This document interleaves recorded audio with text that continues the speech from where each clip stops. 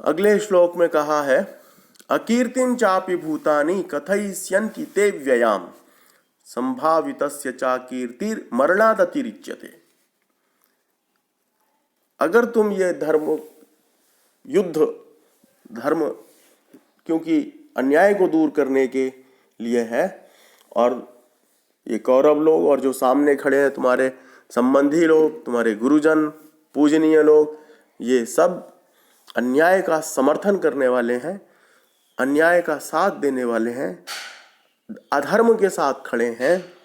इसलिए यदि तुम ये युद्ध नहीं करोगे तो ये बढ़ेगा, घटेगा नहीं। तुम इस अन्याय को दूर न करने के पापी हो कहलाओगे। क्षत्रिय होने पर भी तुम खड़े खड़े देखते रहे, तुम्हारा गांडीव जो तुम्हारे क्षात्र धर्म की शोभा है उसको लोग अपशब्द बोलेंगे, उसको धिक्कारेंगे, उसको कहेंगे कि गांडी वांडी कुछ है नहीं, यूं ही फैला रखा है, उसकी निंदा करेंगे जो तुम्हारे लिए असह्य होगा। तो अकीर्तिं चापि भूतानि, लोगों के द्वारा तुम निंदा के पात्र होगे, अपकीर्ति लोग करेंगे। अव्ययाम, और ऐसा उदाहरण बनेगा ये कि स्थायी रूप से तुम्हारे साथ टैग लग जाएगा, चिपक जाएगा। मैं लौकिक उदाहरणों में यदि बात करूं तो 2011 में भ्रष्टाचार के विरुद्ध वर्तमान में स्वामी रामदेव जी ने बिगुल बजाया था दिल्ली के रामलीला मैदान पर, और हजारों नहीं लाखों लोग वहां इकट्ठे हुए थे पूरे देश से। लेकिन रात को पुलिस प्रशासन ने उनको गिरफ्तार करने के लिए जब आए तो कहाँ वो भगत सिंह की, सुभाष चंद्र बोस की, चंद्रशेखर आजाद की, अशफाक उल्लाह खां की बातें किया करते थे, देशभक्ति की, वीरों की। लेकिन जैसे ही मौका आया तो महिलाओं के कपड़े पहनकर भाग खड़े हुए। आज भी ये स्थिति उनके साथ, ये टैग लग गया है, चिपक गया है, उनके साथ जुड़ गया है, अवसर चूक गए वो। और वहीं दूसरे भी गांधीवादी आंदोलनकर्ता अन्ना हजारे साहब, वे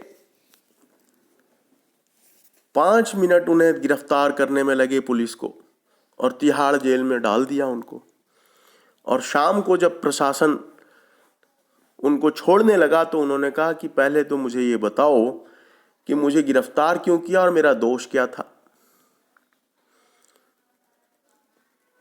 तो वो सरकार दोष नहीं बता सकी और वो बाहर जेल से नहीं निकले, और उन्होंने कहा कि मैं अनशन करूंगा, आंदोलन करूंगा भ्रष्टाचार के विरुद्ध, वहीं रामलीला मैदान पर करूंगा, दिल्ली में करूंगा, वही समय पर करूंगा, सारी व्यवस्था करो तब जाऊंगा, यहां निकलूंगा ही नहीं मैं तो। और तिहाड़ जेल के बाहर इतने सारे लोग थे उनके समर्थन में कि वो दृश्य अद्भुत था, देखने योग्य था। वीरोचित कर्म अन्ना हजारे ने उस समय जब किया तो उनके साथ सरकार ने फिर रामलीला ग्राउंड में सारी व्यवस्था की, टेंट वेंट लगवाया, पानी की व्यवस्था की, मूत्रालय की व्यवस्था की, शौचालय की व्यवस्था की, सारी व्यवस्था सरकार की हुई। और वो तो जाकर अनशन पर बैठ गए और सरकार को इतना झुकाया कि सरकार ने उस समय संसद को शनिवार के दिन अथवा रविवार के दिन एक विशेष अधिवेशन बुलाया। उस समय सबने, लोकसभा अध्यक्ष जो थे, मुझे लगता है शायद मीरा कुमार थी, और मनमोहन सिंह प्राइम मिनिस्टर थे, उन सब ने और सारे सांसदों ने और प्रणब मुखर्जी जैसे व्यक्तित्व ने, राजनीतिज्ञों ने उस समय उन सबको, उनकी आंदोलन को सैल्यूट किया, सलाम किया, उसका अभिनंदन किया, अभिवादन किया। ये टैग उनके साथ जुड़ गया। इसीलिए श्री कृष्ण आज भी यही बात, हे अर्जुन तुझे कह रहा हूं, बता रहे हैं, अकीर्तिम चापि भूतानि कथयिष्यन्ति ते अव्ययाम। स्थायी रूप से यह अकीर्ति तेरे साथ टैग हो जाएगी, चिपक जाएगी। संभावितस्य च कीर्ति मरणादतिरिच्यते। और संभावित अपकीर्ति को भी यदि व्यक्ति सुनता है, देखता है, तो वह उस अपकीर्ति की तुलना में मरना अधिक पसंद करता है, निंदा उसको पसंद नहीं है। इसलिए मूल अभिप्राय यह है कि मनुष्य जो समझदार है, अपने धर्म का पालन करने वाला है और प्रतिष्ठित है, लौकिक भाषा में कहूं तो इज्जतदार है, ऐसे पुरुष के लिए अपयश से, अपकीर्ति से मरना ज्यादा श्रेयस्कर है, अच्छा है। ये बहुत सामाजिक, बहुत सामान्य, लेकिन बड़ी व्यावहारिक बात श्री कृष्ण जी अर्जुन को बता रहे हैं। अगले श्लोक में भी भयाद उपरतम मनस्यन्ते त्वाम महारथा येषाम च त्वम बहुमतो भूत्वा यास्यसि लाघवम। भयाद रणाद उपरतम, तुम शोक के कारण, दयाद्र और करुणाद्र के कारण इस युद्ध से विरत हो रहे हो, ऐसा नहीं सोचेंगे, बल्कि रण से भय के कारण तुम रण छोड़ हो गए, भाग गए, ऐसा मानेंगे। त्वाम महारथा, महारथी लोग भी, अतिरथी लोग भी, जिनको तुम हरा चुके हो, वो लोग भी क्या कहेंगे? दुर्योधन इत्यादि जो तुम्हारे सामने खड़े हैं, इनके मत में तो पहले बहुमत अर्थात बहुत गुणों से युक्त माना जाता था, और अब लघुता को प्राप्त होगा। येषाम च त्वम बहुमतो भूत्वा यास्यसि लाघवम, जिनके द्वारा तू बहुत क्षत्रिय धर्म से, क्षात्र धर्म से बाहुबली और बहुत ही गुणों वाला माना जाता था, तो उन्हीं लोगों के सामने बड़ा क्षुद्र होगा और लघुता को प्राप्त होगा।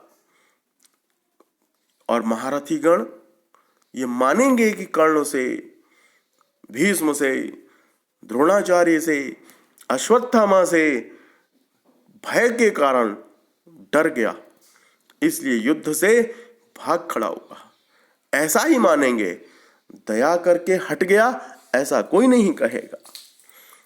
इसलिए भयाद उपरतम मनस्यन्ते त्वाम महारथाः, भय के कारण ही सारे महारथी लोग तुम भाग गए, डर गए, युद्ध नहीं किया, यही मानेंगे। जिनके मन में बड़ा आदर था तुम्हारे लिए, उनका आदर सारा चला जाएगा, बल्कि डरपोक, कायर और नपुंसक जैसे शब्दों से तुम संबोधित किए जाओगे।